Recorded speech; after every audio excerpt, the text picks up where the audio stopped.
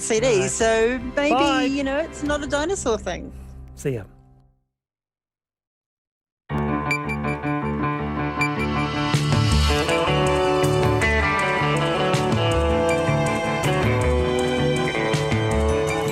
Te whakarongo mai koe ki te reo irirangi o Aotearoa. This is Checkpoint on RNZ National. I'm Lisa Owen. E haere ake nei, shaky foundations. A scathing report on emergency housing shows MSD had no idea if the rentals were value for money, warm, dry or even inhabitable.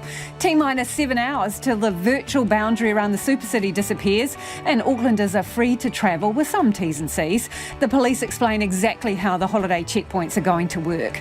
Stand by for the airport stampede as the summer holiday migration takes off. Could Omicron change everything, including MIQ? The grounded Kiwis on why they're still taking the government to court over managed isolation. And how to turn a bobby pin into a house. It's not magic, but it is pretty tricky. RNZ News at 5 o'clock. Kia ora, I'm Marama Tipole. The Auditor-General's released a scathing report into the government's use of private rentals as emergency accommodation.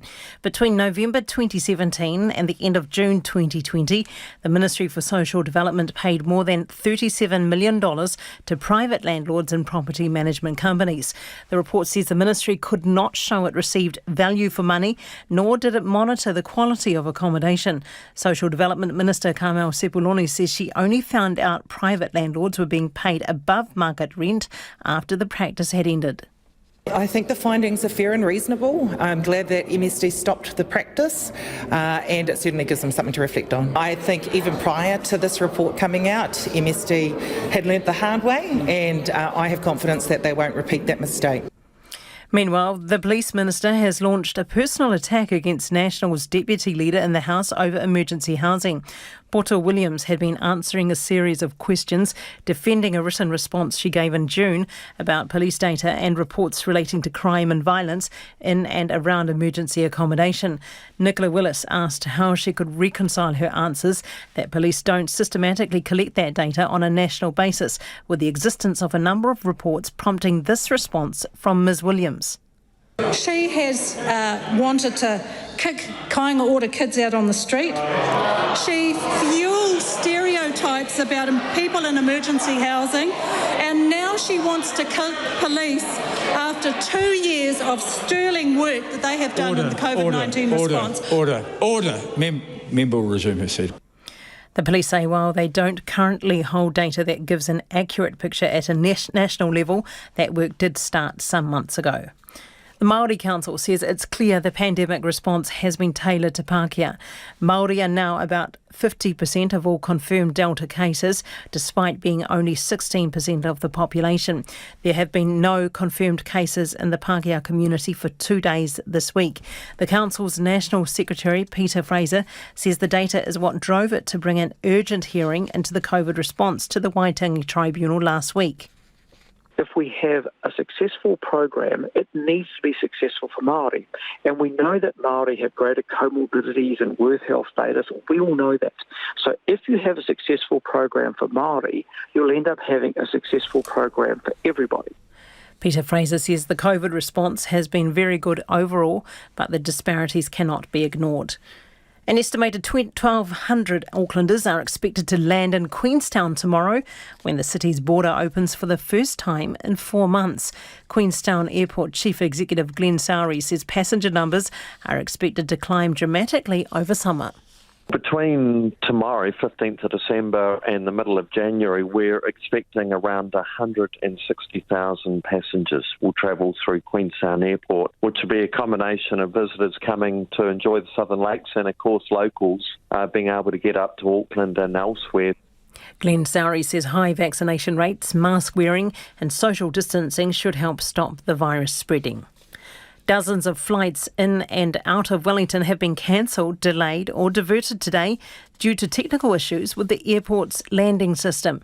An Airways spokesperson, Holly Cushion, says when the weather is poor, landings are reliant on an instrument landing system, but currently this isn't operational. She says the antennae used in the system needed to be replaced, which was done, but a test calibration flight needs to be completed before it can operate again. This can only happen in fine weather. Airways has apologised for the disruption. 3 political parties are backing a petition to change MIQ and make it easier for New Zealanders to return from overseas.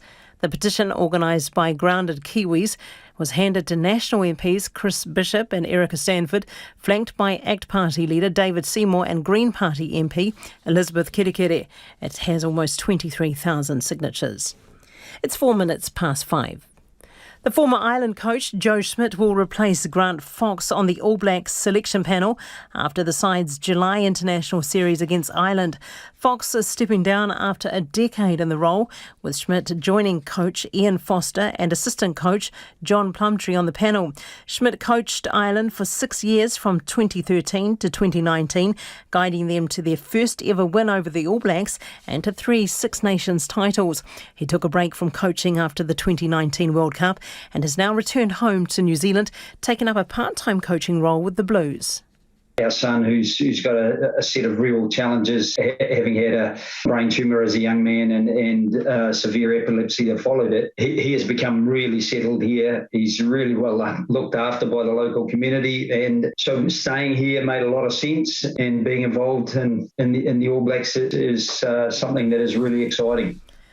Lewis Hamilton wasn't robbed of a Formula One championship, and Mercedes will look like bad losers if they appeal Max Verstappen's success. The sport's former Supremo Bernie Ecclestone says Mercedes have indicated they will appeal Verstappen's win, but Ecclestone says it's nonsense to say Hamilton was cheated out of the title. The Wellington Phoenix are hoping to bounce back from their 4-0 trouncing by the Newcastle Jets in the A-League last week with a win over Victorian side Avondale in an FFA Cup knockout match tonight. A win would put the Phoenix into the quarterfinals of the tournament for the first time. That's the news. Auckland will glow orange ahead of New Year's Eve. I think I'll go out somewhere. I'm not sure where yet, but that'll be fun. New Zealand film The Power of the Dog leads the pack at the Golden Globes. A man's made by patience, and the odds against him. For what kind of man would I be if I did not help my mother? And voting opens for the quote of 2021. For people to get outside and to spread their legs. Spreading the news. Morning reports weekdays from 6 on RNZ National.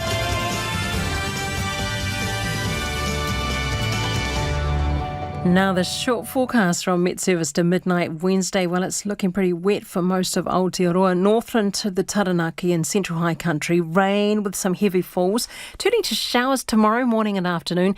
Some heavy with thunderstorms possible south of Auckland. Gisborne and Hawke's Bay rain. Briefly heavy tomorrow afternoon, then showers. Whanganui to Wellington and Wairarapa. Rain with heavy falls easing this afternoon, then turning to showers tomorrow afternoon with thunderstorms possible. Marlborough, Tasman and Bulla, rain with heavy falls in Western Tasman and Marlborough. Thunderstorms possible in Nelson and Bulla from tomorrow afternoon. Canterbury, Dunedin and Clutha, patchy rain, widespread in North Canterbury with heavy falls spreading south tomorrow. Westland and Otago, rain in northern Westland spreading south tomorrow. Cloudy for Southland and Fiordland, and in the Chatham Islands, rain becoming heavy tomorrow evening. It's 7 minutes past 5. Nā mihi marama, tēnā koutou katoa, no mai haere mai ki checkpoint I tēnei rā. Ko Lisa Owen tēnei. The government shelled out $37 million for private rentals to house the homeless, but is being slammed for having no checks on whether homes were suitable or worth the massive price tags. A scathing review by the Auditor-General into the Ministry for Social Development's spending has confirmed homes, which some tenants say were barely livable, were rented for thousands of dollars a week. It says systems should have been in place to protect the vulnerable, and advocates are calling for the Serious Fraud Office to be involved. Nita Blake-Person reports. Damp and dirty homes with broken locks, dodgy repairs and often unlivable conditions. These Aucklanders who were put up by the Ministry for Social Development in private rentals between November 2017 and June 2020 are a long way from the warm and dry homes the government claims to aspire to. I was on somebody's property, but at the back in that person's sleep out. Work and Income had paid him $2,800 for this sleep out that he gave us. The sleep out had smashed windows, the front sliding door couldn't lock, the bedding was all damp. They had all the exercise furniture stored in one part of the sleep out. This woman, who spoke to RNZ in July, was bounced around several of the private properties MSD paid for. Intended for 1 week stints, MSD used emergency housing grants to pay for the homes, which were being used instead of motels. But this woman described them as not fit for a dog to live in, and her complaints got her nowhere. I've even been to Ministry of Social Development with photos and text messaging evidence of what was happening, and they told me they were going to get something done, which was never done. Today, those concerns are confirmed in black and white. The Auditor General's office finding no checks were done on the homes, nor was the money flying out the door being properly monitored. Desperate to find people accommodation, the report states MSD generally paid $2,000 to $3,000 a week for furnished properties. The median rent for Manukau at the time was between $450 and $560. Some properties were even subleased, with property managers claiming thousands more than landlords ever received. The Auditor General says a system that relies on the most vulnerable to make complaints is clearly a mistake. Mangere East Family Services practice leader Alistair Russell was among those who sounded the alarm at the time and says the findings come as no surprise. MSD simply had no idea of the quality or the lack of quality of the housing that people were going into. The ministry stopped using private rentals after the March 2020 lockdown. The closed borders meant there was an oversupply of motel rooms, which it could use instead. But in the 2.5 years the scheme ran for, $37 million was paid to private landlords and property managers. Alistair Russell says the Serious Fraud Office should be involved given the huge amount of money. There are no consequences, and there appears to be no learning from this. And like I say, there are housing brokers and work and income officers up and down the country who have no idea as to the quality of the housing that they are recommending that people should go and take up the tenancy of. National's housing spokesperson Nicola Willis says it was a shocking use of taxpayer funds. It shows that there was really sloppy management of how emergency accommodation was being procured. It proves there wasn't value for money, and they likely distorted the rental market. This is really concerning because to this day the government is spending around $1 million a day on emergency housing, and taxpayers need assurance that they're getting value for that money. Social Development Minister Carmel Sepuloni says the findings are fair and reasonable. MSD have to take it on the chin, and they are taking it on the chin. But she says she didn't even know about the scheme until July 2020, a month after it had stopped. I actually wasn't part of the decision making. That was an operational decision. On finding out about it, though, I certainly didn't agree and could see what the unintended consequences were. I think even prior to this report coming out, MSD had learnt the hard way, and I have confidence that they won't repeat that mistake. In a statement, MSD General Housing Manager Karen Hocking says its teams had been facing particular challenges in housing large families in Auckland who had nowhere else to stay. She said there was insufficient housing to meet demand and not enough motels willing to work with their clients, and they couldn't turn families away. For the first time in 4 months, Aucklanders will finally get the chance to head south when the city's border opens tomorrow. It's likely to be a day of busy airports, tearful reunions and a little caution in the South Island, as Jean Edwards reports.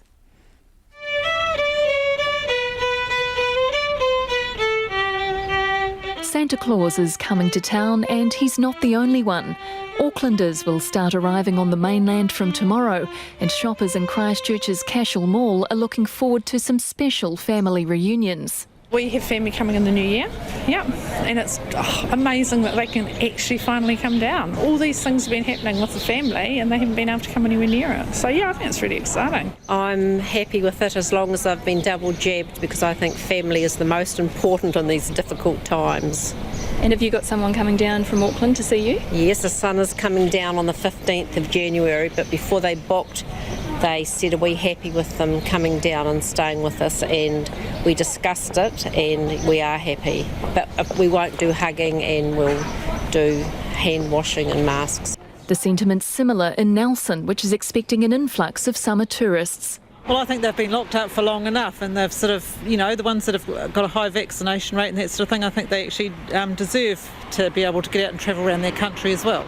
People heading south will have to show their vaccine pass or evidence of a negative COVID-19 test taken within 72 hours of their flight. An estimated 1,700 people are flying from Auckland to Christchurch tomorrow and 1,200 to Queenstown.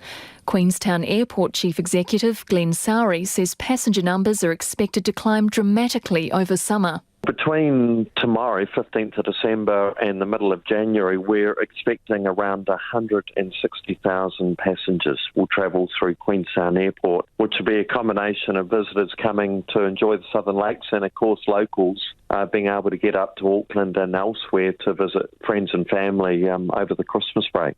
Travel industry leaders are confident high vaccination rates and COVID-19 testing rules will protect businesses from any outbreaks.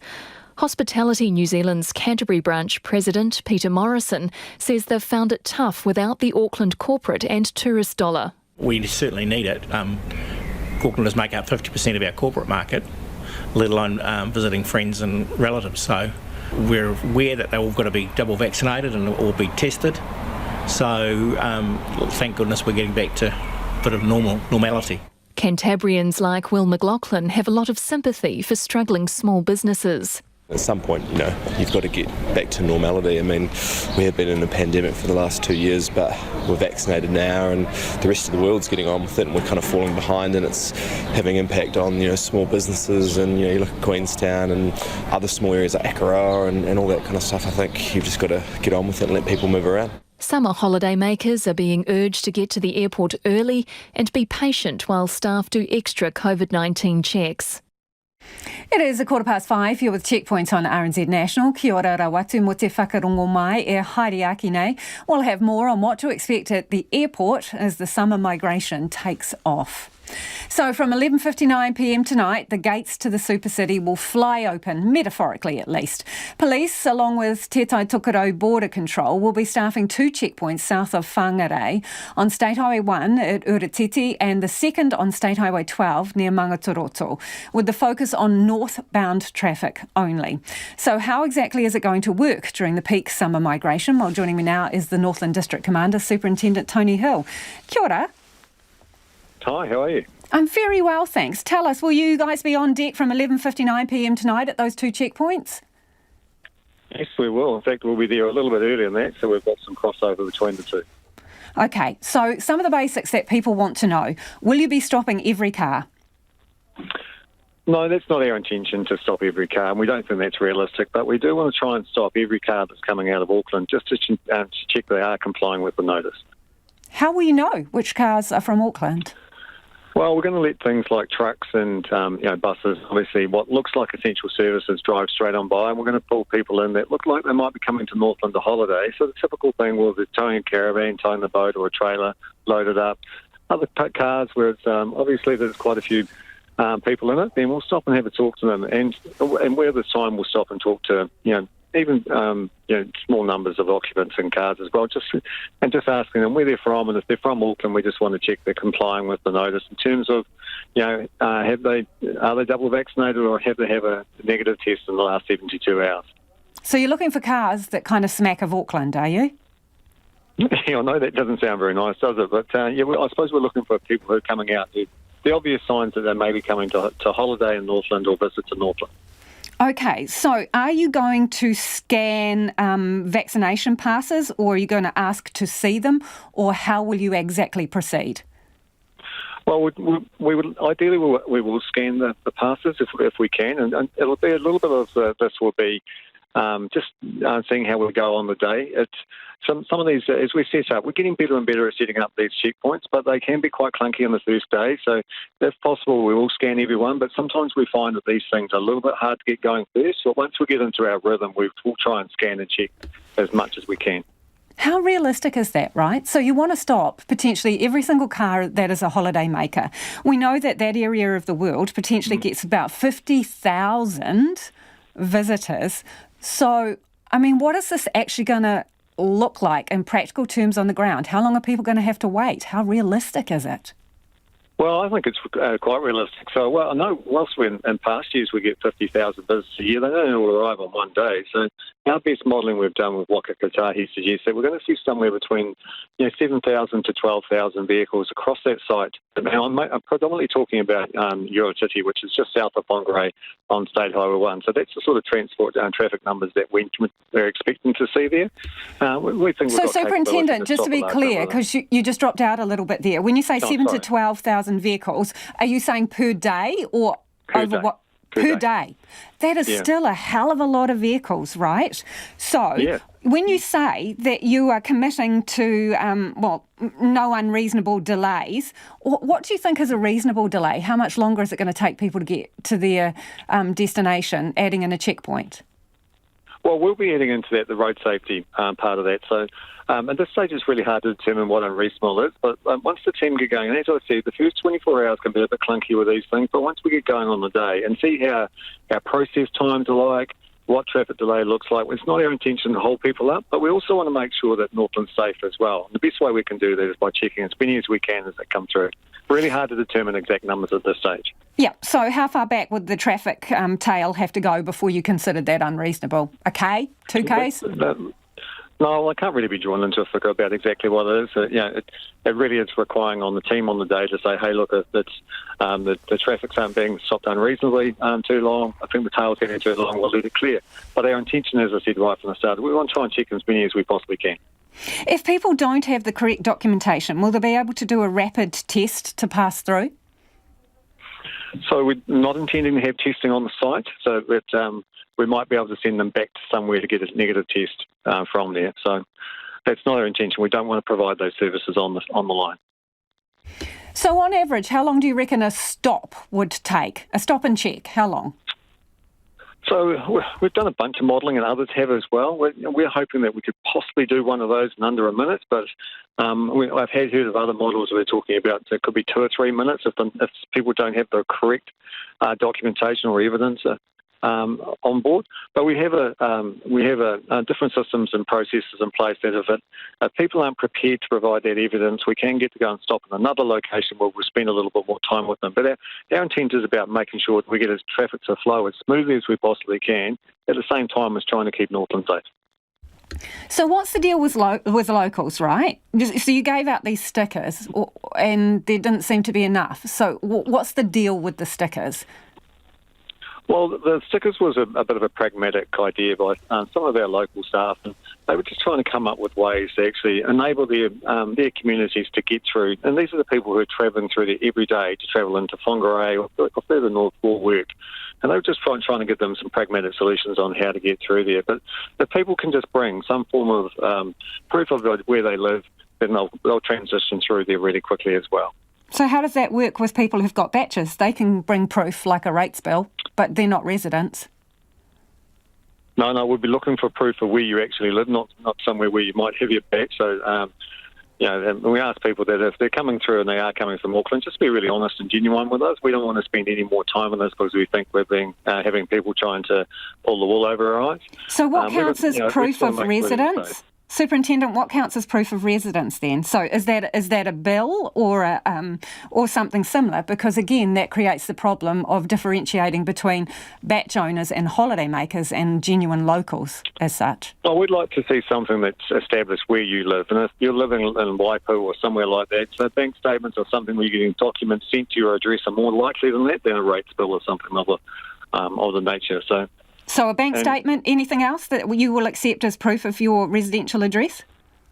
Look, I haven't really given that much thought to them. I'm just encouraging people to bring proof of where they actually reside. So I'm sure people will come up with what they need to get through those lines. And we just encourage, as I said, please don't come and and try and have us on about this, because we don't want to be spending more time because we become suspicious with people. We just want to make sure people transition as quickly as possible and come through. That's so fundamentally, we encourage people to, if they're coming through from Auckland, come through prepared to prove that you've got a vaccination or you've got a 3-day negative test. That's the safest way for you to come through. Okay, so delivery trucks, freight, they're going to go in a different lane. Stickered locals, do they go in that lane or do they have to get in the queue with everybody else? No, if we can see that they've got the sticker, we'll let them through. But the reality is that the sticker doesn't mean that you're exempt from being spoken to. The sticker just gives us a little bit more pragmatism around how we can let people through. There isn't that many in existence, so I'm expecting that most people coming through will be spoken to. How many stickers did you hand out? I think there was about 2,500 or something like that. Okay, so you're using recruits on the checkpoints, right? So almost, more than half of them are going to be people who are not, fully sworn officers, yes?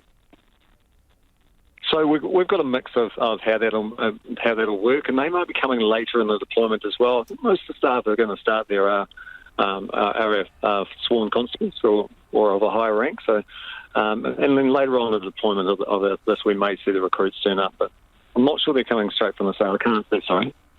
Okay, so will everybody who works on the checkpoint, who is there for the police, whether that be recruits or sworn officers, are they all going to be double vaccinated?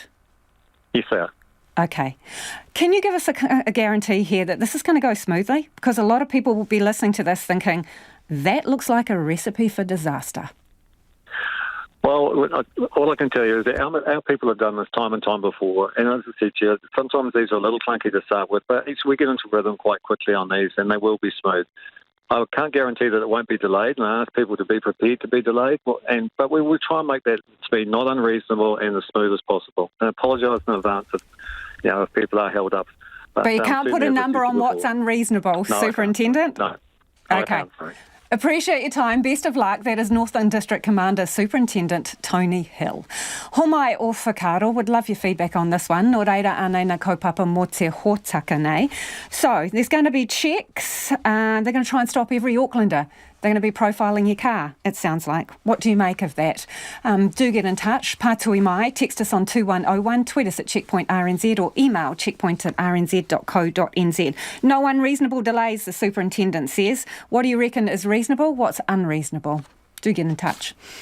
Grounded Kiwis are hoping their calls for change to MIQ take flight and the threat of Omicron doesn't cause delays. A petition with almost 23,000 signatures has been delivered to Parliament asking for it to be made easier to get New Zealanders overseas home. In particular, the petition calls for MIQ to better align with the Bill of Rights. Our reporter Jake McKee and cameraman Angus Drever have the story.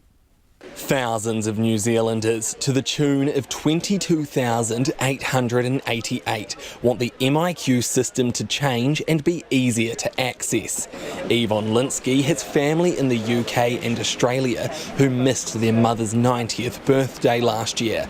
She says they're angry at being cut off from home. It's more the fact that if something happens to my mum, they know they can't get home to be here for her. Sarah Romans has been through the MIQ rigmarole herself and thinks there should be home isolation for overseas arrivals.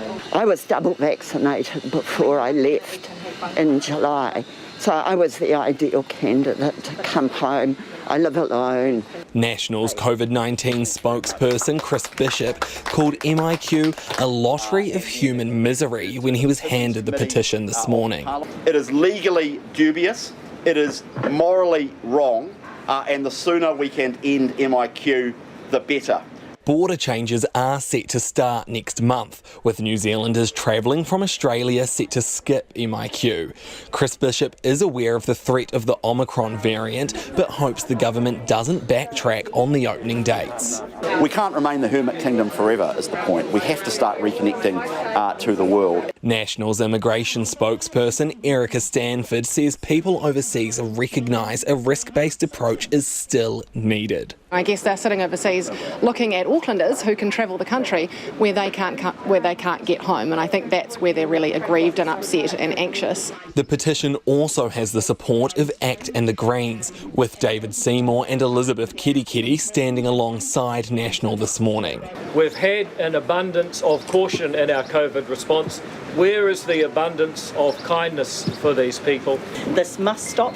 I think all of us are committed to keeping on representing this in the House, and every time we get the opportunity to say, kia ora. And as the petition was handed over, Alexandra Burt, one of its organisers, was sitting in MIQ.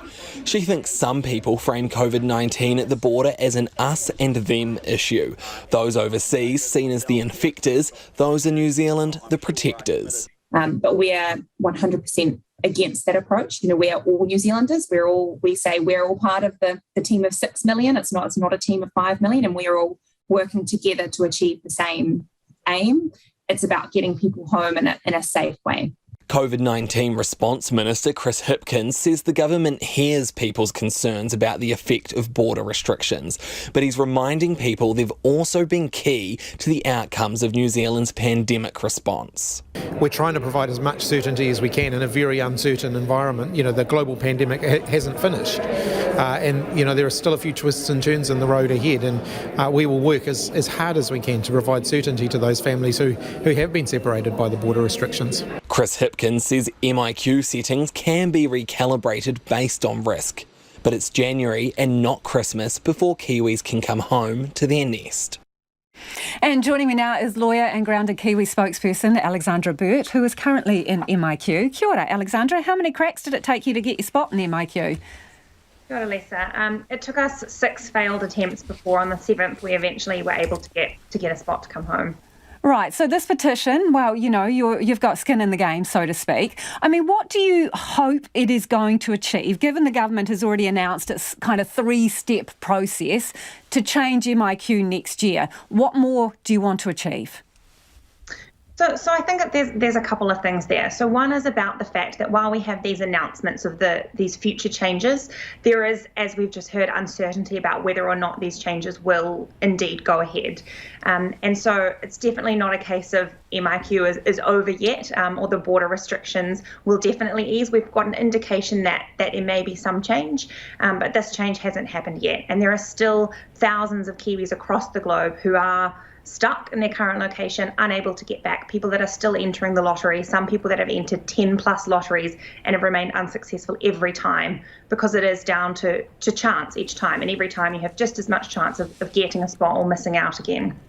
So the government signalled yesterday that it's going to review its position on returnees from Australia. In January 16th, they were supposed to be able to go into home isolation. Now, they haven't made a decision, but they are going to review that because of Omicron. Do you accept that Omicron potentially changes everything and therefore the government might need to change that policy?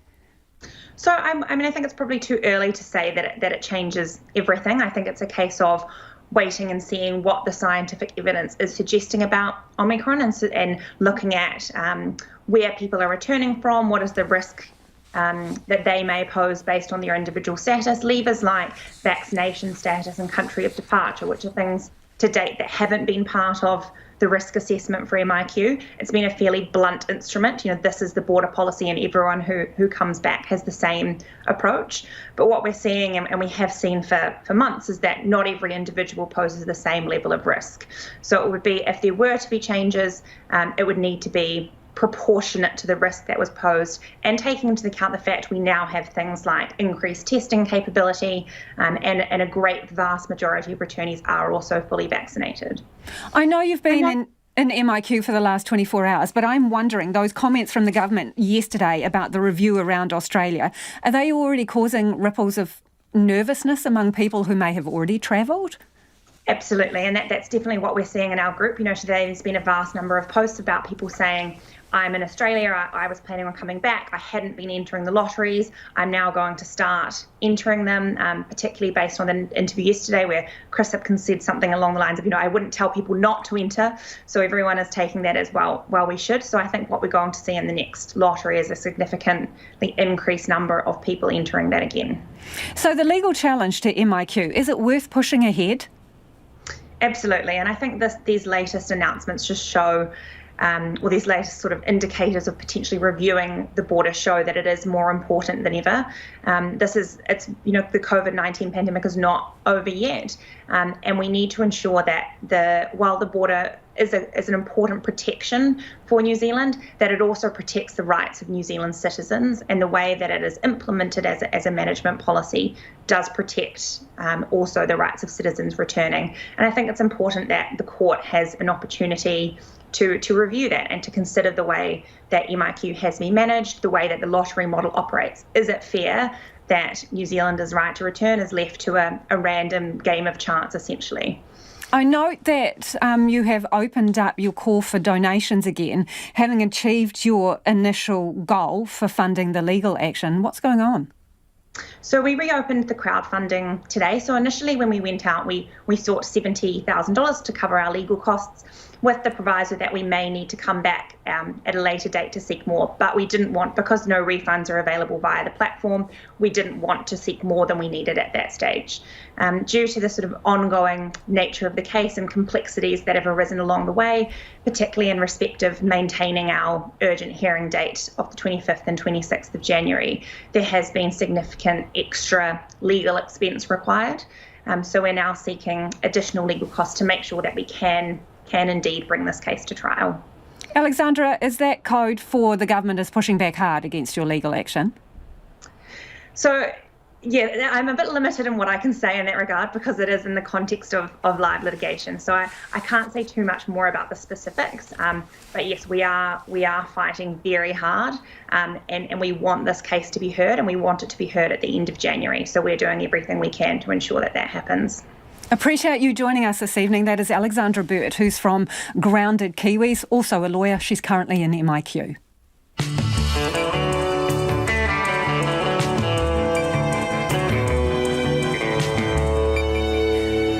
E te iwi e haere nei I a checkpoint. Christchurch Airport brings in some furry friends to keep stressed travellers grounded in a good way.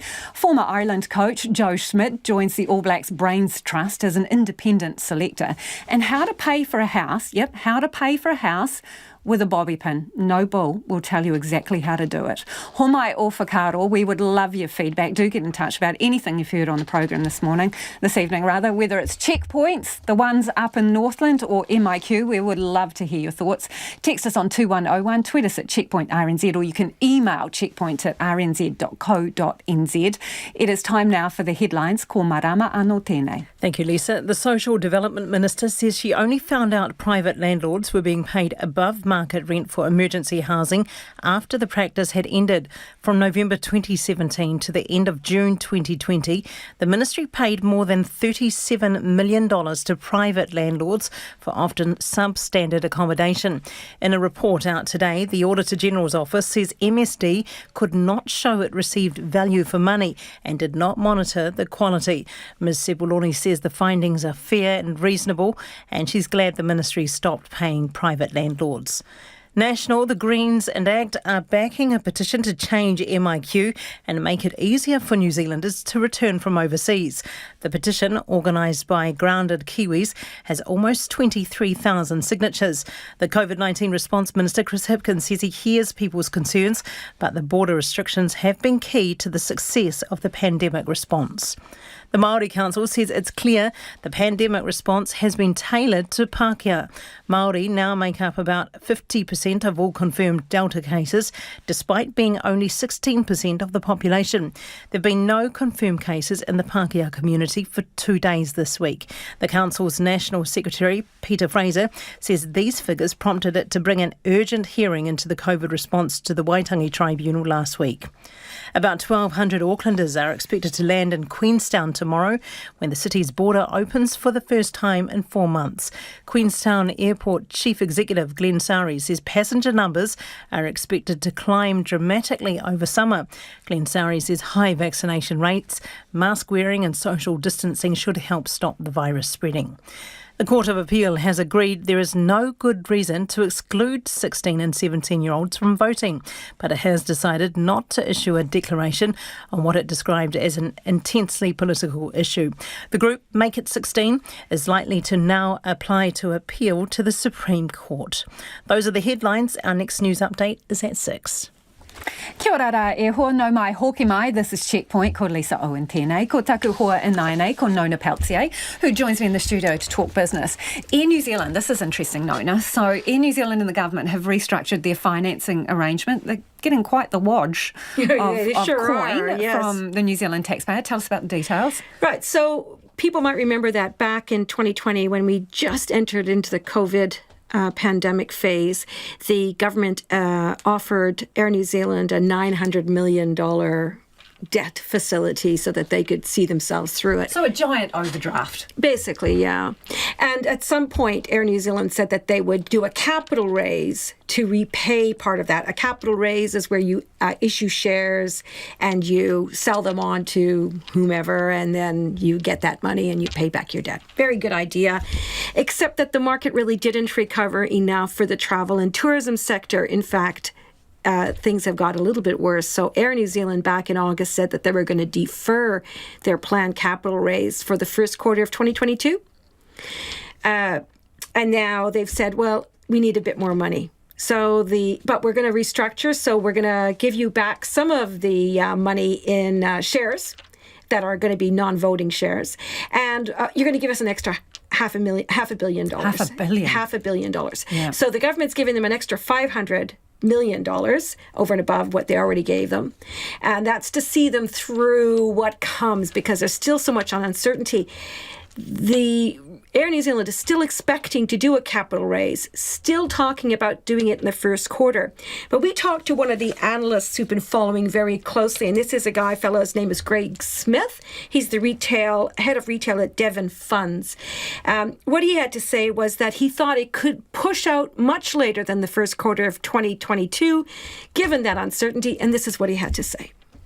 It's far better to consider that when the conditions a bit more certain, a bit more positive, and potentially a bit more fertile. So at the moment, obviously, we've just effectively come out of domestic restrictions. We've still got a Trans-Tasman bubble that is closed. We've obviously got no international flights either. So really, we need a bit more certainty on the international front, which obviously New Zealand is heavily leveraged to. And yeah, that's effectively why the airline wouldn't be wanting to go to the market now and effectively probably getting a discount applied due to those swirling uncertainties. So I suppose, Nona, this means these are redeemable shares, which means Air New Zealand can buy them back out again. But given the uncertainty with the capital raise and all the rest of it, taxpayers could be waiting a while for their bucks. I would say, and that's what Greg Smith is thinking. And I think that's what the market is thinking. There's definitely a big question mark hanging over the travel and tourism sector, as we've seen really ever since the pandemic began. OK, let's go on to the Commerce Commission. It's being urged to offer more guidance and education about the Credit, Contracts and Consumer Finance Act. I mean, that in itself needs to be simplified. Break it down for us. What are we talking about? Well, look, from December 1st, if you go and apply for a loan, you need to show that you are in a position to repay that loan, and the banks can't just renew it. They have to look at your whole financial picture. So this is becoming an issue because what's happened is people who have never had an issue with getting their credit, getting their mortgage renewed and so on, are now finding, well, sometimes they're just not getting the go-ahead because the rules require the banks to be due diligent and to make sure that they don't lend money to someone who may have a hard time paying it back. Say, for example, someone who has just recently retired. They may have less disposable income. Maybe they can still make their payments, but they look like they're a bad credit risk. Now, what's happened is the banks are erring on the side of caution because they don't want to get dinged by the Commerce Commission because the fines are fairly hefty. And so what John Kensington from KPMG, he's a banking expert, is saying is that the Commerce Commission really needs to provide more guidance and more education because this is a really important issue.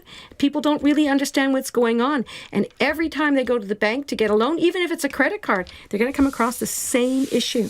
Okay, no, let's make like Air New Zealand and fly through the market numbers. Right, okay, well, I can just tell you the market ended down 0.5%. That was a fall of 65 points to 12,930. The New Zealand dollar is under pressure. That's ahead of the US Federal Reserve decision on where they're going with interest rates, and we are at 67.4 US cents, but 94.9 Australian and 51.1 pence, which is where we've been for quite a while. Don't miss out the 0.1. Thanks, no, Mona. I can't, yeah. Nona Peltier with business there. Family bust-ups, friends falling out, vaccine status is proving a divisive topic around the country as the Christmas break approaches. Race Relations Commissioner Meng Foon says tension around COVID-19 is reaching boiling point.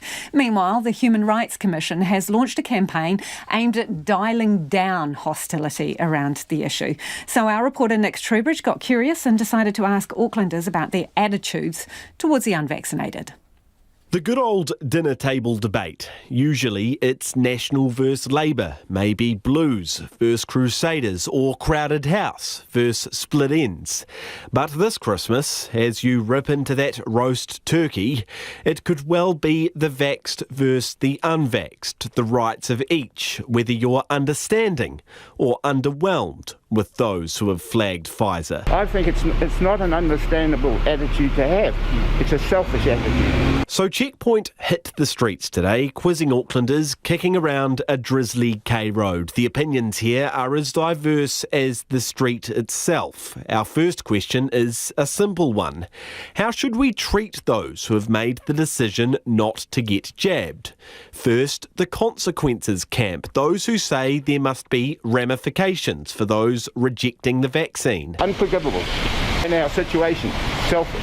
I think that people that have made the decision to be unvaccinated, if it's not for, clear reasons, that they should be excluded from areas of the vaccinated. So I guess it's fair to separate people who is vaccinated with not vaccinated, because they're putting on risk those to those who are actually vaccinated. They're entitled to their opinion, sure, but they must believe that there's consequences to follow. I think the passport should work. I think the fines should be bigger for people that break the rules. I've got a job to do. But dig a little deeper, and some say they're a little unsure, even uncomfortable with the current system, even though they themselves are enjoying its freedoms. It's a difficult question, but I think I feel quite uncomfortable about using the vaccine pass and restricting people's ability to do everyday things that they would normally do. Yeah, I really don't know what to think, whether we should include or exclude people. It's just such a hard one to answer. And I don't think there is actually a right or a wrong answer to it. That's the problem that you've got. It should stay equally, like everyone's the same, we're all struggling through the same thing through COVID and that. Then there's those on both sides of the ledger. Acceptance, yes. Admittance to the city's bars and coffee shops, maybe not. I think there's a difference between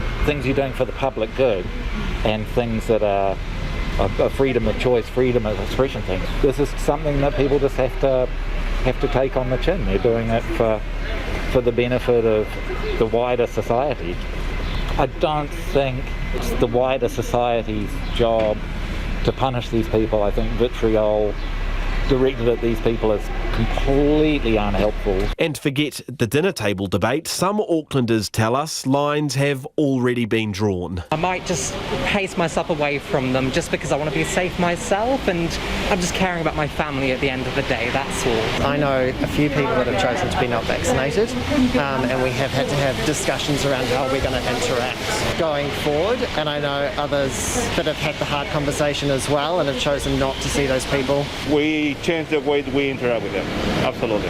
I had one friend call me a deadweight on social media that I was, I was just adding to their woes. The chap at the end of that clip, well, he's unvaccinated. That's like finding a needle in a haystack in central Auckland these days. Yeah, I have seen the segregation between friends and family, and it's just a sad thing to see. And that's not all. He's in a band with gigs booked, but it's no jab, no jam, so there's a big decision to make. But I'm still really on the fence of that. It's still not something that I really want to do. I'm just still very hesitant about it. I think there should be at least other avenues, like maybe negative COVID tests so you can still play a show, or just some kind of other alternative which we haven't seen yet, that's all.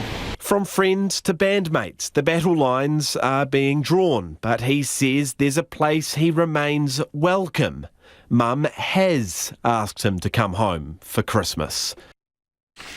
Well, Christchurch Airport is bracing for a huge influx of Aucklanders as the city's residents are freed after more than 100 days lockdown. And for those struggling with the crowds and the extra anxiety travel brings, some fluffy bundles of cuteness will be there to ease the stress. Yes, New Zealand's first airport ambassadors, otherwise known as therapy dogs. Well, joining us now is Christchurch Airport Chief Aeronautical and Commercial Officer Justin Watson. Justin, how's your blood pressure in the lead up to this? Oh, look, it's pretty good, actually. We're used to handling big numbers through the airport. I mean, next Thursday we'll have close to 20,000 passengers travel through the airport. How does that compare to a normal Thursday, 20,000? Oh, look, it's probably about double what we'd normally get. But in COVID times, obviously, we've seen a lot less passengers. But beforehand, it was about that number over Christmas as well. So, dogs aside, what kind of preparations have you made? I imagine it could be parking calamity there and people rushing who haven't left themselves enough time. What's your advice and how you're running things? Oh, look, we're just advising people to be patient, add a little bit extra time to their journey, get to the airport 60 minutes beforehand, make sure you're well prepared. There's a few extra steps that the airline requires, so make sure you've kind of thought through your journey before you come, and, you know, just know that it's Christmas and it will be busy. So you've gone one step further to help people with their blood pressure and stress. You're going to have some furry friends on deck. Tell us about them. Yeah, well, there's a partnership with St John's, so the PAWS program, which are pups assisting with stress. We'll see us have 2 or 3 dogs in certain locations through the airport and their handlers. And they're just there to put a smile on people's face. You know, it's a stressful time for people. If the dogs can be there and people can come up and have a pat or a cuddle or a high five with the paw, you know, it just de-stresses the environment. I'm looking at a picture of a couple of these characters right now. One looks like a Wookiee and the other one is clearly a lab. Have you met those two? Can you tell us what their names are? Oh, I've met the lab. Yeah. I can't recall its name. Look, there's a number of different dogs that will rotate through, all equally as cute as each other. And that's what we're after, you know. We want people to instantly go, you know, that's something I'd like to come and pat, and that's something that, you know, will put a smile on my face. Justin, are you going to need a canine cuddle before the end of the week? Oh, well, if I do, I'll know where to go. But no, look, as I said, you know, we're used to handling this, and team's well prepared, and we just ask people to be patient, and you know, we'll all get there and we'll get home for Christmas. Thank you for joining us. That is Justin Watson, who's from Christchurch Airport. I'm just going to ask our director, Calvin, to stick that picture back up again for a couple of seconds if he's got it handy. So if you were watching, one of them is a gorgeous little griffin, looks like a Wookiee, and the other one is a lab called Isla. So cute as a button. And the little fluffy chap, I think, is called Oscar. We'll chuck them up on our website so you can check them out for yourselves. Well worth a cuddle if you're heading in that direction. The All Blacks will add an old foe to their brains trust for next season, with former Ireland coach Joe Schmidt joining as an independent selector. After a dismal showing against teams from the Northern Hemisphere this year, the All Blacks will be relying on Schmidt's intel to help get New Zealand back on track ahead of the 2023 Rugby World Cup. Felicity Reid reports. Robbie Hinshaw scores it! Rugby history! Ireland beat the All Blacks for the first time! Joe Schmidt was the man who coached Ireland to that historic victory in 2016, and he did it again in 2018. Now he's returned home to New Zealand and will take over from long-time All Blacks selector Grant Fox. In his time as Ireland's coach, Schmidt won 3 Six Nations titles. He also won titles coaching French and Irish club sides and was recently World Rugby's Director of Rugby and High Performance. All Blacks head coach Ian Foster says it was exciting to have someone of Schmidt's calibre take on the role, and he's looking forward to some honest conversations. I've known him for a long time, been really impressed with his professionalism and how he approaches the game, and obviously we've battled against each other through Bay of Plenty and Waikato days and Blues and Chiefs and Ireland and the All Blacks, but I've got nothing but respect for the way he carries himself as a person and also as a coach. Schmidt is working part-time with the Blues for next year's Super Rugby Pacific competition and will join the All Blacks to help select the squad for the Rugby Championship. Foster and assistant coach John Plumtree are the other selectors. Foster says they'll talk tactics, but insists it's purely a selector role. For his part, Schmidt says the decision to be based in the Southern Hemisphere again was driven by family. Our son, who's got a set of real challenges, having had a brain tumour as a young man and severe epilepsy that followed it, he has become really settled here. He's really well looked after by the local community, and so staying here made a lot of sense, and being involved in the All Blacks is something that is really exciting. Former All Black First Five Grant Fox was going to step away from the selectors role after the last World Cup in 2019, but was convinced to stay until early next year. Fox has been in the role for a decade and served under 2 different All Blacks head coaches. Schmidt will bring a different voice and a different perspective, which is why Foster wants him on board. He probably sees the game slightly different to me, and I think it's a great time to bring a fresh set of eyes into that picture. I think we're really tracking really, really well, but to have a chance to have another pair of eyes looking at us and our players and how we select, and I think it's a great way to put ourselves under the microscope. Schmidt says he's known some of the current All Blacks since they were babies, having known their dads, but he won't let that cloud his selection decisions. If you compromise the team to make a selection based on loyalty or based on something that's not maybe in the best interest of the team, then the team members see through that pretty quickly. The All Blacks lost to Ireland for just the 3rd time in history last month, but they won't have Schmidt's services until after New Zealand have faced Ireland in 3 tests in July next year. Maori now make up half of all cases in the Delta outbreak, despite making up just 16% of the population. And for 2 days in a row, there have been no new cases among Pākehā, something Maori health experts say highlights a disproportionate response. Jamie Tahana reports. An analysis by health researcher Dr. Maori Delta has confirmed what experts have said for months now. The Delta outbreak is now a Māori and Pacific outbreak. For 80 days, Māori have either been the highest or second highest number of cases. And Dr. Taunui says Māori are now at about 50% total of all cases. It's really clear that Māori are seriously disadvantaged and disproportionately represented in the Delta numbers. So more than half of total cases in Delta, nearly 50% of active cases. The rate of hospitalisation for Māori is increasing at double the rate of all other ethnicities, and we're also nearly half of deaths during the Delta outbreak. Dr. Taunui's analysis also finds that Pākehā cases are plummeting. On Sunday and Monday, there were no cases among Pākehā at all. The National Secretary of the New Zealand Māori Council, Peter Fraser, says it's becoming clear the pandemic response has been tailored to Pākehā. That was laid out in an urgent hearing before the Waitangi Tribunal last week, brought by the Council. If we have a successful program, it needs to be successful for Māori.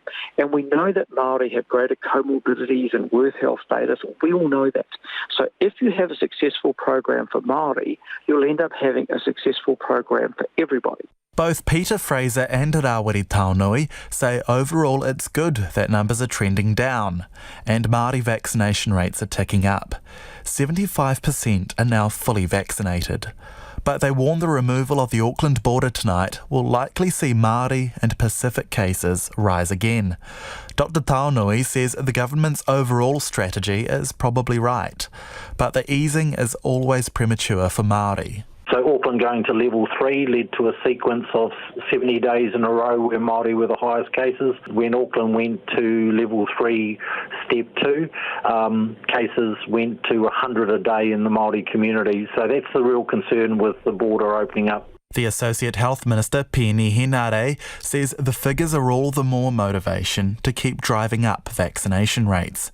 But he pushed back when asked today whether the numbers mean Māori have been let down. Oh, look, no cases are acceptable. We're doing our best to vaccinate our people and continue to care for people who prove positive with COVID. Does it show that the Crown has failed to protect Māori? I'll continue to push back on this. Since March, I've been going around to communities to promote the vaccine and will continue to do that. What we're dealing with are decades of inequitable funding for Māori health. Penny Henare says the government is working hard to support whānau diagnosed with COVID and to drive up vaccination rates. Health experts in the UK are warning booster shots alone will not save the country from its current wave of Omicron cases. They say tough COVID restrictions need to be brought back to save lives. The warning comes as the new strain claims its first life in the UK. Here's the ABC's Carly Williams. When Bene Venturini went for her morning walk near her home in East London, she could tell something was up. There was this kind of tension and frenetic behaviour on the street. And then when I arrived at my first pharmacy, I could tell that there was a long queue outside the pharmacy. I was like, I must have, something must have changed really drastically because everyone was trying to get a jab this morning. Something did change. The UK government issued another grim Omicron warning, saying they've never seen a variant spread like this one. Omicron claimed its first life in England, and Westminster wants people to get a COVID booster shot before the new year.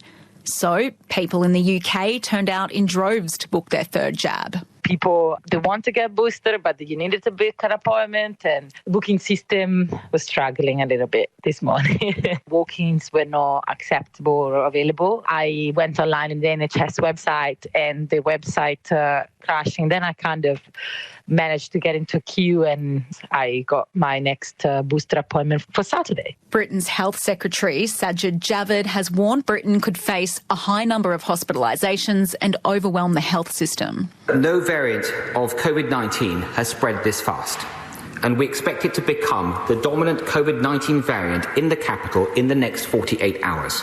There are currently 10 confirmed people in England who have been hospitalised with Omicron. We can expect those numbers to dramatically increase in the days and weeks that lie ahead. A health advisor to the UK government is warning booster shots alone won't get the UK out of this wave. The University College London's Professor Christina Pargle told ABC News Radio there needs to be more restrictions, including a ban on large gatherings. The vaccine passports don't make a lot of sense because we know that Omicron can affect vaccinated people quite easily, in fact. And actually thinking about restricting large gatherings, we know that there have been several super spreading events reported now from Christmas parties. And we need to start asking people to isolate again if they're a contact. At the moment in the UK, that's not a requirement. Let's get to some of your feedback now. Lots of you getting in touch about the Northland checkpoints. Tim's been on his calculator. 1,440 minutes in a day, says Tim. 12,000 cars per day heading in the north direction. 1 minute per check per car. Yeah, right. Disaster about to happen, says Tim.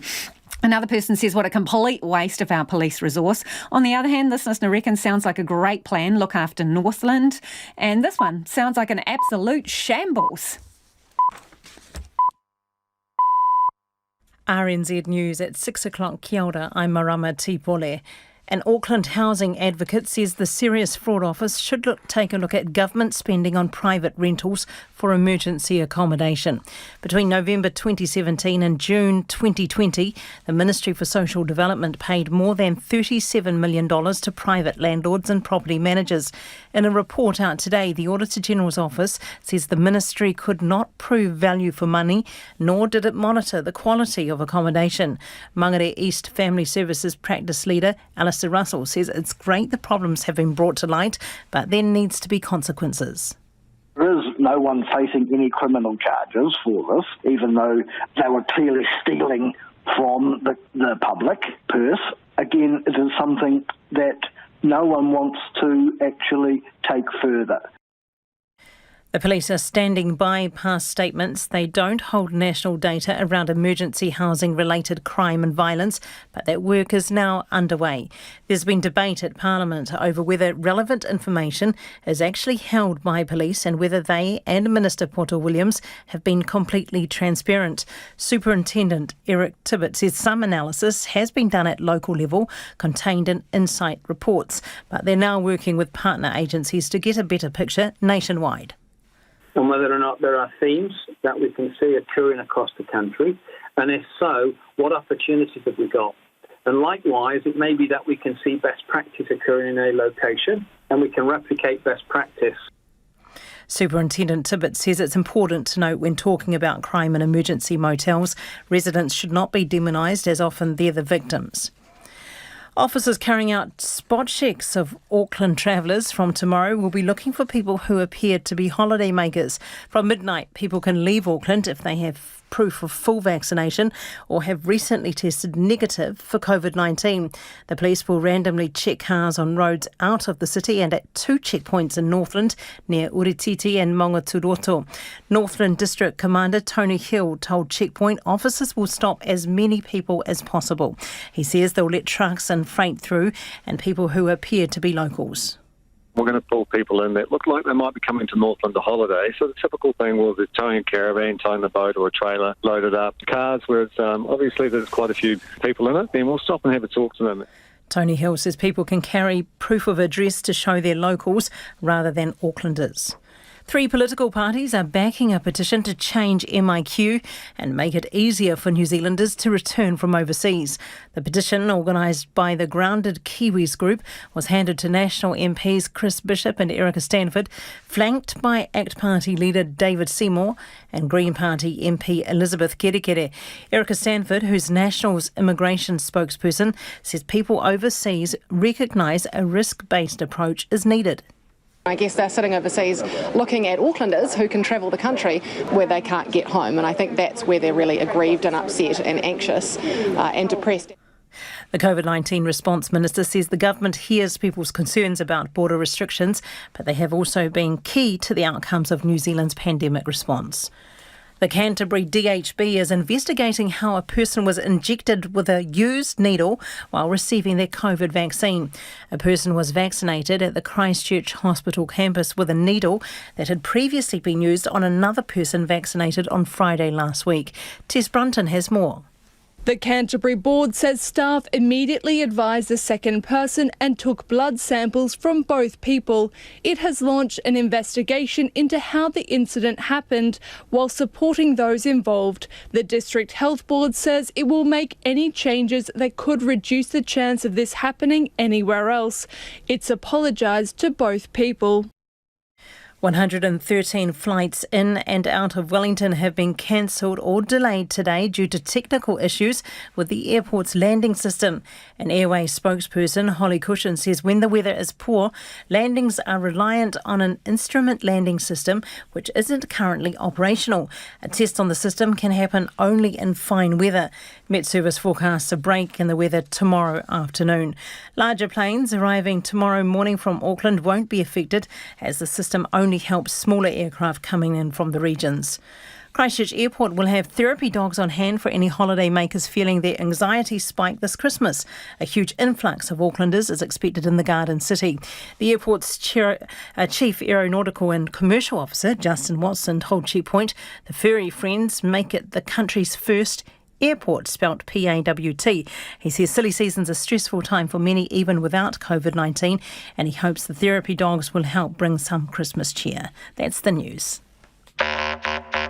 Rowdier than the debating chamber at question time, it's Party People. Tau Hinare and Shane Tepo thrash out the political issues of the week with me, Mihingarangi Forbes, holding the Speaker's gavel. Party People, after the 6:30 headlines this evening on RNZ National. Nā te puna tongarewa a irirangi te motu I utu. And a look at the weather across Aotearoa with your Met Service forecast. To midnight Wednesday, Northland to Taranaki in the central high country. Rain with some heavy falls, turning to showers tomorrow morning and afternoon. Some heavy with thunderstorms possible south of Auckland. Gisborne and Hawke's Bay, rain, briefly heavy tomorrow afternoon, then showers. Whanganui to Wellington and Wairarapa. Rain with heavy falls, turning to showers tomorrow afternoon with thunderstorms possible. Marlborough, Tasman and Bulla, rain with heavy falls in western Tasman and Marlborough. Thunderstorms possible in Nelson and Bulla from tomorrow afternoon. Patchy rain for Canterbury, Dunedin and Clutha. Widespread in North Canterbury with heavy falls spreading south tomorrow. Rain in Westland and Otago spreading south tomorrow. In Southland and Fiordin cloudy and rain becoming heavy tomorrow morning for the Chatham Islands. It's coming up to 7 minutes past 6. Thanks, Marama. Kia ora anō. This is Checkpoint. Ko Lisa Owen tēnei. The Police Minister lashed out at National's Nicola Willis in Parliament today after a range of questions over crime in emergency housing. Poto Williams was defending a response she gave back in June about reports held by police. The government's been facing questions about whether the police and the minister have been fully transparent when asked whether crime and violence has increased around emergency motels. Here's our political editor, Jane Patterson. There are ongoing concerns about the safety of some motels amid reports of increasing levels of family harm, violence and crime, particularly whānau with children, housed in some cases alongside drug dealers and gang members. National's Nicola Willis kicked off the questioning this afternoon, asking Police Minister Poto Williams if she stood by her June response. Denying the existence of reports about violence in emergency housing. And how is that an accurate answer given the existence of this report containing data about increasing levels of violence in emergency housing? Ms Williams said information was collected at a local level. But it is not available to be aggregated into a national total. Nicola Willis asked the Minister to have a closer look at her more recent statements. Will the Minister take this opportunity now to correct her statement yesterday that, quote, police does not collect official data for reporting on emergency housing? The Minister would not resile from any statement she's made, turning it back on Nicola Willis. She has wanted to kick kāinga order kids out on the street. She fuels stereotypes about people in emergency housing, and now she wants to kill police after 2 years of sterling work that they have done in the COVID-19 response. Order. Member will resume her seat. I think she's strayed into areas that are not her responsibility. Superintendent Eric Tibbett, the Police Director of Community Partnerships and Prevention, says the Minister's responses were accurate, as they would view any questions about reports as being on a national level, data not routinely collected. He says it is different at a local level where some analysis has been done alongside information from those on the ground. But police are now working with partner agencies to get a better understanding of what's happening across the country. And whether or not there are themes that we can see occurring across the country, and if so, what opportunities have we got? And likewise, it may be that we can see best practice occurring in a location and we can replicate best practice. Superintendent Tibbett says it's important to note that when talking about police responding to crime in emergency motels, residents should not be demonised, as often they're the victims. The government has now confirmed, though, no substantial changes will be made to the management of emergency housing outside of Rotorua until next year. National's Louise Upston says it's a crisis and stories of serious crimes continue to flow in. The stabbing in broad daylight with a motel that is located next to an educational facility and a business, and the neighbours are terrified on a daily basis about what they see. A situation that's become so unsafe in some places, even experienced social workers will no longer go there. Now, these are people who have worked with some of the most vulnerable New Zealanders for over 20 years, and they see it is unsafe for their staff because of gang activity, intimidation, threatening behaviour and violence that they have witnessed. The latest figures show there were about 4,500 children in emergency accommodation in September. Northland has locked in a summer in the red zone with gathering limits set to stay in place across the rohi. For businesses, it's another burn on top of being cut off from much of the country, with the region's nearest neighbours, Auckland, in lockdown for months on end. But others are relieved the toughest restrictions are staying in place, hoping it will slow any spread of COVID in the north. Our reporter Sam Ollie and cameraman Sam Rillstone have this story from the Bay of Islands. The beautiful Bay of Islands. Not so much the winterless north today. It's a soggy day in Paihia, and businesses here are facing a summer with a difference. Pre-COVID, domestic tourism was worth $850 million a year to Te Tai Tokerau. 60% of that money came from Aucklanders, but this year it's a touchy subject. Tourism is the lifeblood for many here. People passing through, staying in motels and dining in restaurants is what they rely on. For them, the red zone will be difficult to manage in the peak period. But because of the vaccine rates, some locals are pleased the restrictions are staying. Regardless of red, the gates are opening out of Auckland tomorrow and people will be allowed to head north. I really don't know, but I think it's just going to be a shambles personally. It affects people like me because I'm unvaccinated. Yeah, so you might want to keep it 2 meters. I think it'll be great because the businesses right throughout the Bay of Islands need it. And my opinion on the COVID, if you're not vaccinated, well, sorry about that. If you get it, you're going to get sick, and those of us who are double vaxxed won't. Yeah, a bit nervous about people coming in and also confused about the traffic light system. Just wish we'd stayed with what we had. Far North District Councillor Kelly Stratford says businesses are well aware this summer will be a different kettle of fish. Even last year, a lot of places up here had a really good summer, considering what COVID did to taking all the international visitors away. We had at least had our domestic tourism market, but we won't be counting on that this summer, unfortunately. Keita Marine in Opua relies on the summer rush, selling fishing gear, boating equipment, hardware and clothes. The business normally also serves those from the 600 international each year and domestic boaties chasing the sunshine. But this year manager Dan Cleaver isn't seeing much of either. Already his regulars tell him they're off south these holidays to the likes of Coromandel and Hawke's Bay. We're predicting we're going to be 30 or 40% down on last year, which without the international boats arriving for our business was down on the year before as well, so it's starting to hurt a wee bit. Bay of Islands Kiwi Holiday Park has drawn a line in the sand and won't let unvaccinated visitors in, which has prompted a few angry emails. Well, it's funny because for every cancellation we're getting about 3 or 4 confirmed bookings. So it's actually will be full. New Year's we'll have 800 plus people here. So and that's more or less our capacity. So we're more than happy with that. As I said, the people are happy that we've taken the stance on the no-vax and they feel safe here, and that's why they're coming. Manager Ray Hosking has lost cleaning staff because of the mandate. But as of the 15th, we're looking for new cleaners because our cleaners won't get vaxxed, so unfortunately we can't keep them on. So far, 87% of Te Tai Tokero's eligible population has had 1 Pfizer dose and 81% have had 2.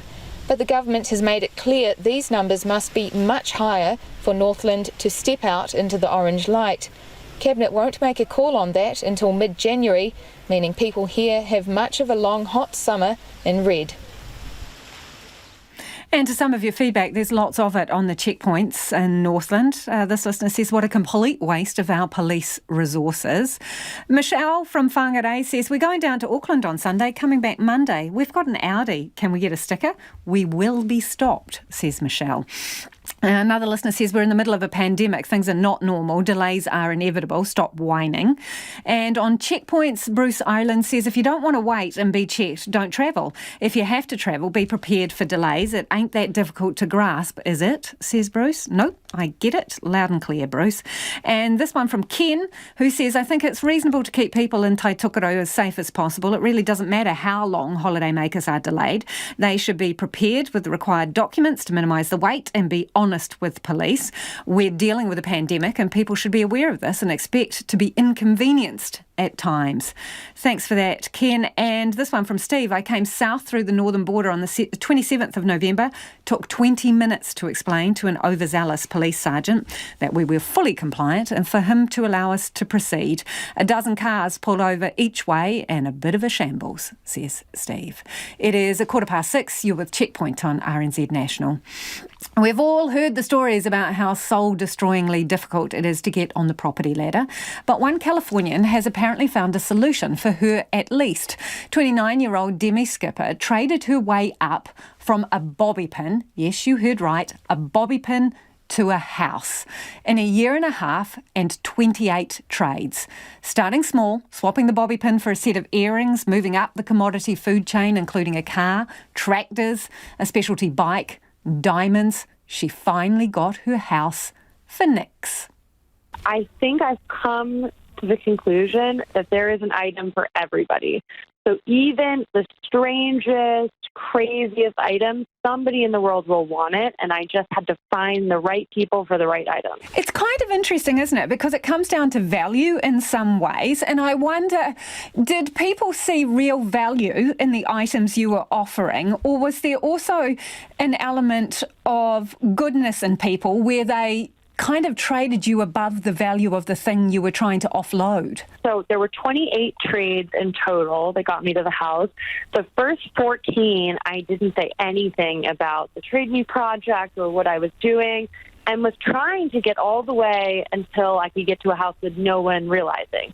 But clearly the TikTok and social media took off, and it was harder and harder to find people who had no idea. But the first 14 trades just were people who needed a vacuum cleaner or wanted a set of margarita glasses or just had something they were interested in. And the other thing that was interesting is if I had reached out to someone and said, you know, I see you have this vacuum cleaner, instead of me paying you, could I give you another item? If they said no, I would say, well, is there something you would be interested in? And sometimes people would say, you know, I really would love a skateboard. And so then I'd go find the skateboard and would go look for people with skateboards. So there was definitely an element of strategy and finding what people wanted. And then there was definitely, you know, that element of like people just really, really wanted to be involved towards the end, which I thought was cool too. Because the Mini, right? This really interested me. You traded the Mini, which you reckon was worth about $6,500. And in exchange, you got a diamond necklace that was worth about $20,000. Why would someone give you a necklace that is more than twice the value of the thing you're giving them? Long story short here, but what ended up happening was after I got it appraised, it actually was not worth $20,000. It actually, I took it to a jeweler. They looked closer at it, and it was worth a tenth of that, so $2,000.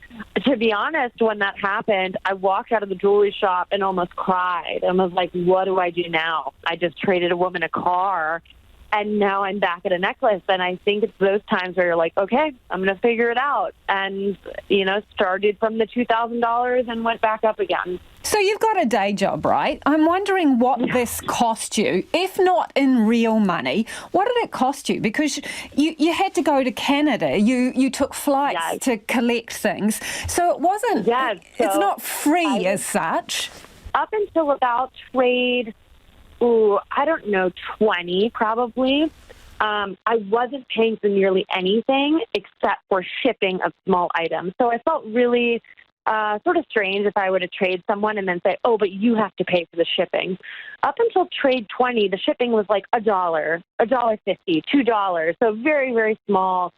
And so it wasn't until probably trade 20 when it started to be cars. And I'm like, oh my gosh, how do I get a car shipped? So really there were 3 places where I had to pay for shipping. So 2 vehicles, so 2 cars, and 1 trailer, which was the one from Canada for the final trade. Both of those were around $1,000 to get the car all the way across the border or to wherever it needs to go.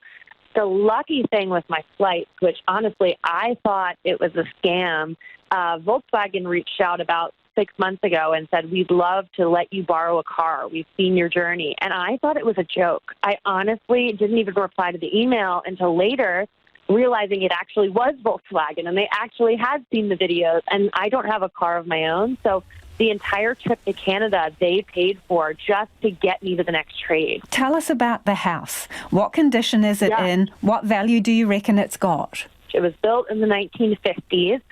So it's in a town just out of Nashville, but has a really cute downtown. It's got 2 bedrooms, 1 bathroom, and a really big backyard, which I'm going to try and figure out what I'm going to do with this beautiful backyard. Demi, are you going to live in it or are you going to flick it? Oh, I honestly, so the thought that I have is that I'm going to renovate it and live in it. And then I think I'm going to just trade the house for a bobby pin. So give someone else this home and have them trade me a bobby pin and do it all over again. Remarkable, eh? And if you're interested, the last trade was a portacom on a trailer that she swapped for the house that she's currently got. Now, Demi Skipper told us the house is worth about $80,000, which is about 118,000 New Zealand dollars. So here, it might take more than 28 trades and some fancier items to switch a bobby pin up to a house. But there you go, there's the challenge. In Australia, the number of people going to emergency departments is rising. During the early days of the pandemic, A&E numbers fell due to lockdowns. But as restrictions ease and with staffing low, a massive strain is being put on some of the country's hospitals. The ABC's Gavin Coote reports.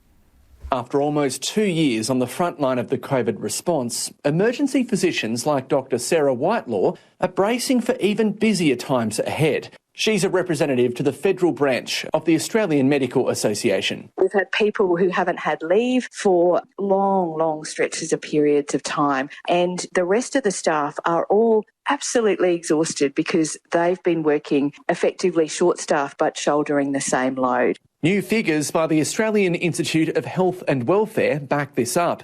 There were 8.8 million visits to emergency departments between July last year and June this year, the highest in more than 5 years.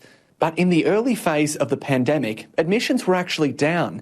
Adrian Webster is the head of the Institute's Health Systems Group. When you actually look at it week by week and you look at those areas going into lockdown, we really see dramatic impacts in EDs from lockdowns, where numbers drop very quickly as soon as an area goes into lockdown. Now, there's a whole range of different factors for that, of course. Less people get injured, but also perhaps people who may not have needed really to get into an emergency department or go to an emergency department have been willing to kind of hold off and see their GP or something the following day. That trend hasn't lasted long, though, with public hospital ED presentations back to pre-COVID levels and steadily rising. When it comes to average wait times, New South Wales, Queensland and Victoria were the best performing states. The ACT was the worst in the nation. The most urgent people are always seen immediately, those in need of really critical care and resuscitation. But then we have other categories of need which are less urgent. And we do see a scale between major urban hospitals and some of those inter-regional hospitals where, in fact, the waiting times tend to be a little bit better in the inter-regional hospitals. And there's a complication that needs to be taken into account when it comes to assessing emergency department performance. We all know that COVID was felt very locally, and every hospital and every state dealt with it slightly differently. Some hospitals were actually managing the testing facilities through their emergency departments, which did mean that you saw a large number of people showing up into EDs and being managed for testing or being at least suspected of COVID, whereas other states manage them differently. So it's a very mixed sort of story depending on where you look and at what point in time. Dr. Sarah Whitelaw from the AMA is warning that emergency departments are now at a tipping point. What we do know is that it is the canary in the coal mine. So when you have an emergency department that's under stress, that is a symptom of a problem with the whole of the health system, but particularly the acute health system not having enough capacity. So when we can't move those patients from the emergency department to a staffed hospital bed, because we're not talking about a lack of furniture here, we're talking about a lack of staff, then those patients sit in the emergency department for longer. That's what we're seeing with the AIHW figures, even after the odd year that we've had. And then ambulances can't offload. And then ambulances can't respond to calls in the community because they're sitting waiting at emergency departments. A year ago, a British grandfather went viral after an interview when he got his first COVID shot. Martin Kenyon won the hearts of the public with his British sense of humour. 1 year on, CNN's Cyril Vanya catches up with Martin. I said, "What's this thing? You're doing the vaccination?" He said, "Yes." Remember this from a year ago? I hope I aren't not going to have the bloody bug now. I don't intend to have it because I've got granddaughters and I want to live a long time. A dash of humour, a zest of dry wit, and good old-fashioned British common sense. Well, there's no point in dying now when I haven't lived this long, is there? This from newly vaccinated 91-year-old Martin Kenyon on the day the UK rolled out the world's first COVID-19 vaccine. I was sitting here, I'm sure Jim too, beaming from ear to ear that entire interview. For a brief viral moment, 6 million views on Twitter, Martin was everyone's cup of tea. Gushing headlines and a star turn on Good Morning Britain. Now, who are you? When we catch up with him at his London home, Martin hasn't changed one bit. So, Martin, how have you been? It's great to see you. It's been a while. I'm still alive. That's the most important thing, isn't it? I've had a whole year of being alive since I last saw you. I've been very well. How does he feel about his overnight fame? I never saw any of it. I had no idea it was there. I still haven't seen it. It requires other people to tell me about it. I've never seen what was in, maybe it was ANC, is it called? What's that American? CNN? We're very fond of you at CNN. CNN, that's it. The fact is that when this thing happened, other people did see my name in the paper. Every single damned London newspaper was there, which rather shocked me, you know. So, how is life after vaccination? I can't really pretend it's changed at all. I had the injection. I remember going to get it. So I took my own initiative and got on with it. One thing inoculation does help with, seeing his granddaughters. And they love their grandfather, that's the great thing. They take a great deal of care about me. Which couldn't be luckier. I couldn't be luckier. Like last year, Martin plans to spend Christmas with his family. Unruffled by the pandemic, but cautious. He got his booster shot more than 2 months ago. The vaccination card always in his back pocket. Do you have any parting thoughts for us? Well, I think you're lovely. I think you're lovely too. Thank you very much. Ciao. Some serious British charm there. And a quick bit of feedback before we head off. You've got in touch about MIQ. This person says MOQ lottery must go. It's beyond a joke. Another listener says MIQ has worked well and was worthwhile, but now we have vaccinations. It is outdated. And this person says, added to that, the allocation of places is wrong. Wrong at every level. It is wrong that Kiwis are kept out of the country and yet non-Kiwis, DJs, netball players and cricketers are permitted. Wrong in capital letters, no less. On the Northland checkpoint, Rowan from Napier says, listening to the border operation must be the most ludicrous plan I have ever heard. Another person reckons, though, a disaster would be a mass outbreak of COVID in Northland, not a long traffic queue. And this very helpful suggestion from another listener who says, to speed up the travel process, print out your COVID passport and pop it on the car dash, just like you would a parking ticket. Oh yeah, PTSD parking ticket. Anyway, all you would need to show would be your driver's licence and off you go. And on the issue of vaccinations, this person says, let's keep vaccination in perspective. We're going to end up with over 90% of us vaccinated. We are together on this issue. And on emergency housing, Nancy reckons there needs to be an investigation, including the landlords, which are happy to take all that money for substandard houses. Late News will keep you up to date throughout the night. Ko te kaupapa tuatahi a pōpō. And tomorrow from 5 a.m. First Up is live at Auckland's disappearing border, Auckland Airport, and at cafes north and south of the border, as Aucklanders hit the skies and the road for the first time in 119 days. Yep, count them, 119 days. Kaua e wariwari te ata tero I a mato kōrero. Check out our stories online. RNZ News headlines at 6:30. An Auckland housing advocate wants the Serious Fraud Office to investigate the $37 million paid to private landlords for emergency accommodation. Police doing spot checks of Aucklanders heading north tomorrow will be looking for people who appear to be holidaymakers. The Greens, National and ACT are backing a petition to make MIQ easier for New Zealanders to return from overseas. More than 100